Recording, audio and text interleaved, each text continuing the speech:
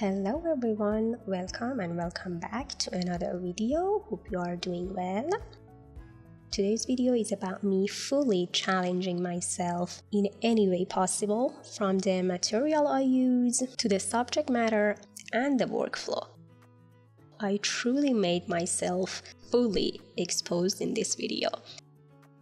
If you enjoy art and watercolor and want to see a challenge, and of course a bit of chaos, you should stay. So please, if you may, lay back, relax, or maybe draw along, and I hope you enjoy.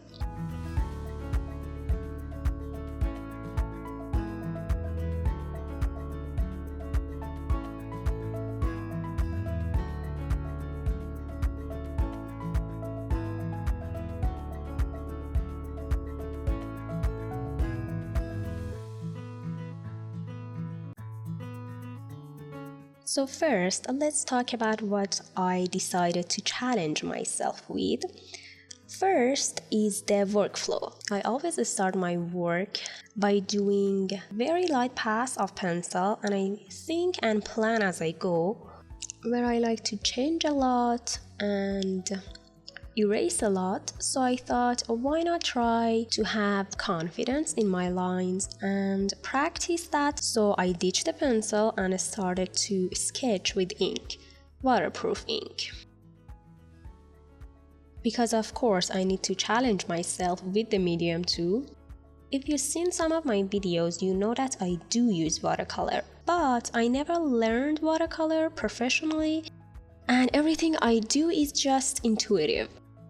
I wanted to use watercolor as it meant to be used.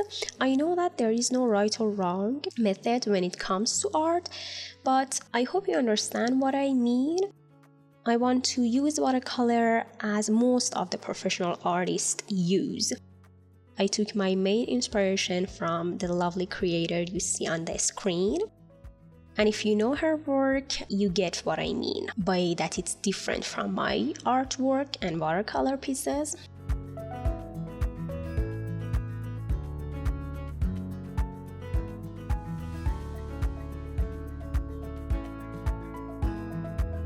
I also need to mention that she absolutely doesn't need my credit, but as usual, I'll always give credit whenever credit is due.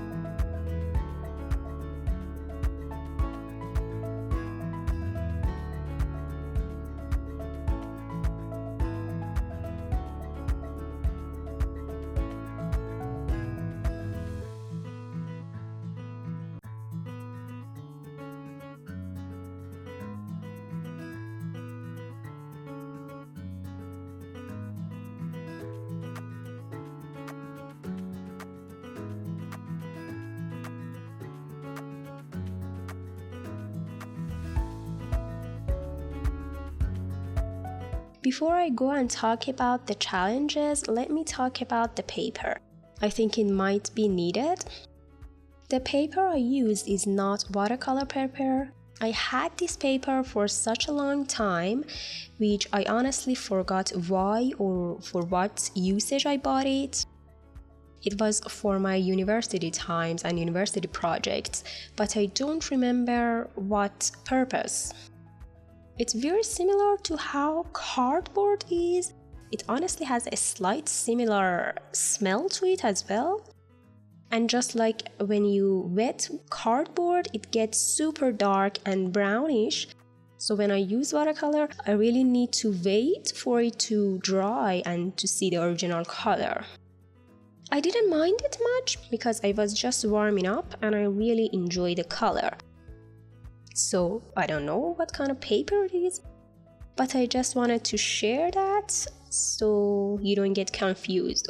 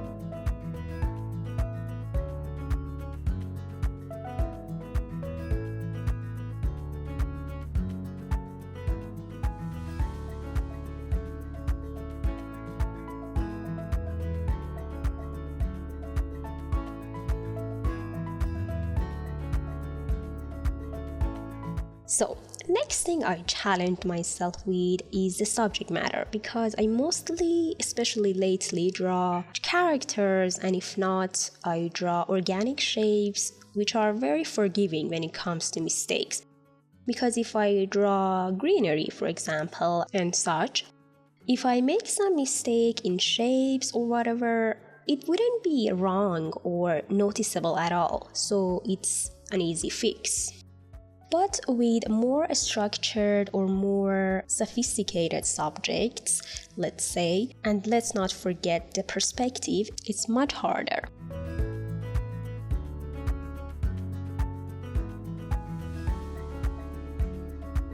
So I decided to go with the old and lived-in kind of mood and chose my references based on that. I first wanted to go with cottage vibe, fisherman objects, and those kind of houses and vibe, those silent and cozy environments and relatable objects that also are a bit more structured. But while gathering references, I don't know why it felt really sad. I think I was in a bad mood myself. I was a bit tender because I actually very like cozy and cute and quiet moments, and I adore it. But for the better or worse, I changed the subject and it also gave me good vibes.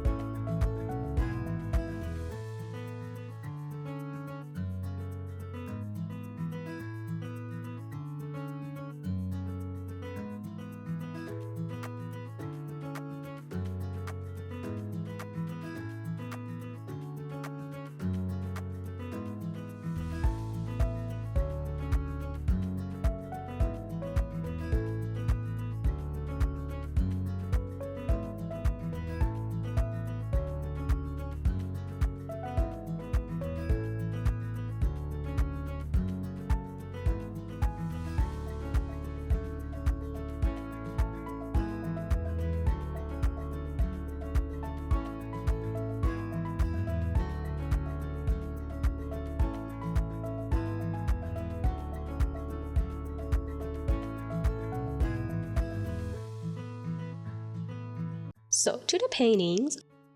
As for my first warm-up, which I didn't film and you just saw me take off the tape, I really got encouraged to continue because it was really smooth sailing and all. I did have some difficulty with perspective and made some mistakes, but it also was expected since I was or am very rusty in perspective. But I decided to do 2 more pages of these kind of prop practices.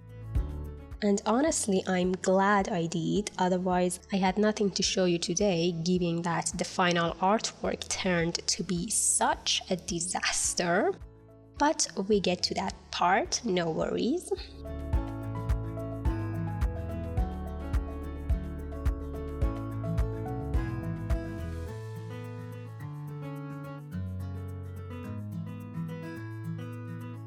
In the process, I tried to be very loose with my brush, and for the most part I was, and I love the effects I could make with that. All the lived in and all the crustiness or the oxidized metals and all of that is just very beautiful. But I think in general I haven't yet unlocked the correct watercolor technique. And beside that, why I grab brush like a pencil? Like I want to get loose with that, and I've seen the watercolor artists, I've looked them up, that how they grab the brush and it's like I'm holding on my dear life with it, and that isn't loose enough.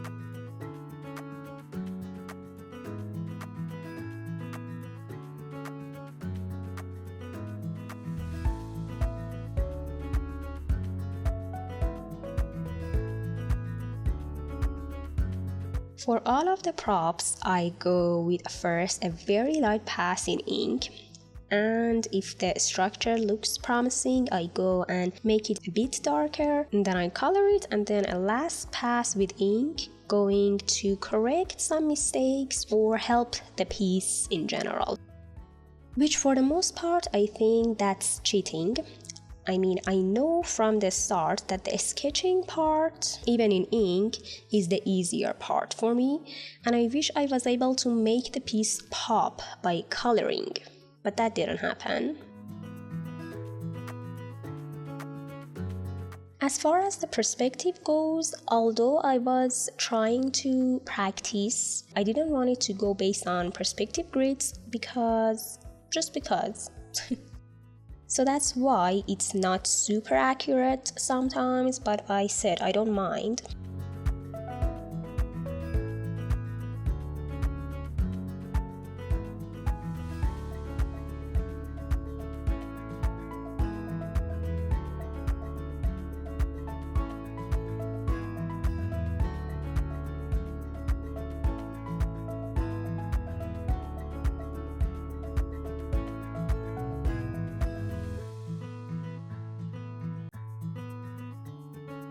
So it was time to use all of that knowledge and practice in an environment piece and put it all together and make a piece. It started not bad. I did mix up perspective a bit. I first started with 1-point perspective, then I slowly, for somehow, made it to 2-point perspective. I tried to fix it. And then the coloring. It's not pretty. I really try to make the colors harmonious, try to kind of fade in the background and make it one unified color, make the foreground more detailed. I even did a light wash of orangey brown on the foreground to unify the colors and make it separated from the background, but it was just not working. So I was just hoping that I could save it by the last pass of the ink that I do for details. And I just ran out of my 0.4 pen, so I did the background with 0.2 and the foreground with 0.6 pen for, separating the background more and make it more prominent and pop. But my God, the foreground turned to be like a children's coloring book that just been colored awfully.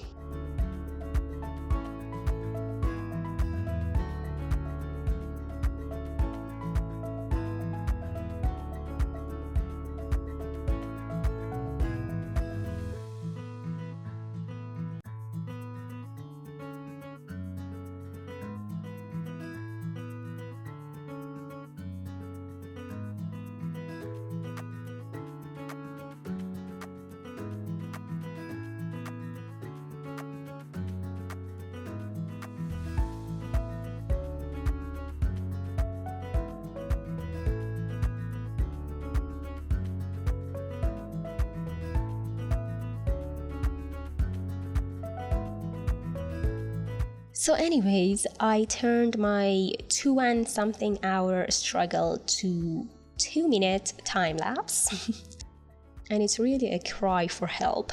I wanted to leave it out really, but I decided to include it just to be real and authentic and to show you my weak points and fails as well as other things I share. So hope you enjoyed watching this video, and if you have any tips, please leave it. I will appreciate it. Thank you for staying this long, and if you liked this video, please consider liking and subscribing, and I'll see you next time. Bye!